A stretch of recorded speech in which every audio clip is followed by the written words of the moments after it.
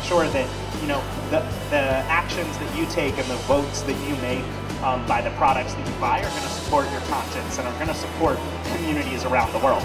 So.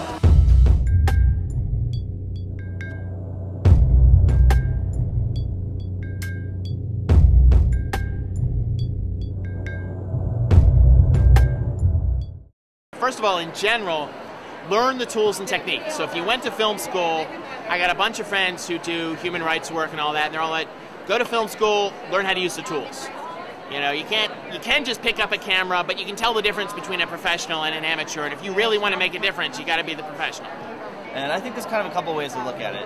For one thing is, we're seeing a really tremendous amount of excitement around the idea of green jobs, and we see people like Van Jones, and Obama's really talked about this a lot, that one of the ways we can get the economy moving is with green jobs.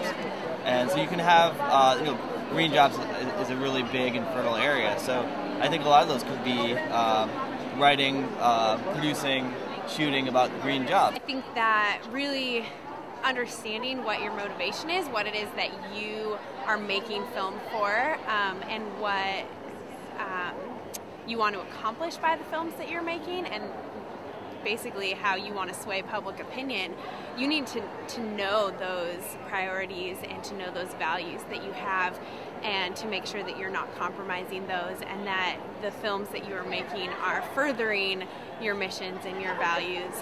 Well, my suggestion for filmmakers who are wanting to make a difference is that there is a big need for supply chain documentation by companies to explain where they're sourcing from and what the effects of their sourcing are on the environment and on the workers at the beginning of the supply chain. So for companies that aren't doing that, that aren't able to bring to consumers the true facts about where their products come from, that responsibility falls to artists, activists, journalists, and all three of those types of individuals can be filmmakers. And so I think that there's really a need for more filmmaking to go on behind the scenes of the products that we use every day to show us exactly who they affect and how they affect the environment.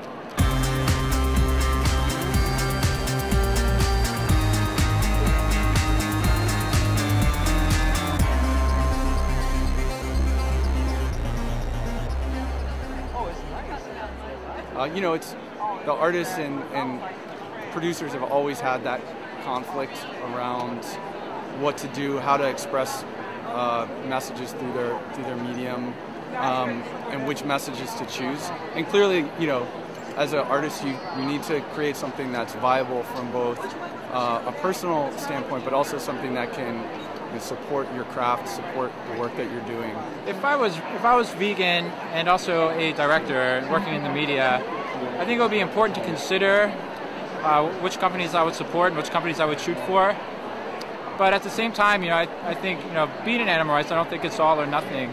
I think that you have to weigh your options. I mean, if doing a shot for a company is, you know, doing this shot is going to provide money for you to live off of, and you wouldn't get that otherwise, and it's for a company like Burger King, I think that you should maybe go ahead and do it. But I think if you have other options, supporting, you know, more kind companies, I think you should go with that alternative. Distribution is no longer a cost. You know, 20 years ago, you made a little movie about human rights or organic or fair trade or you name it. Getting people to see it was a big deal. Now, making it and putting it on the web is easier. Finding your audience and letting them know and doing it at a professional level are the tricky parts. So as filmmakers, I think we have, if we believe in change, if we believe in the ability not just of those in Washington, but average, everyday Americans to make change, then we need to reevaluate how we describe the change, because that's where people get their ideas. They get their ideas from the culture.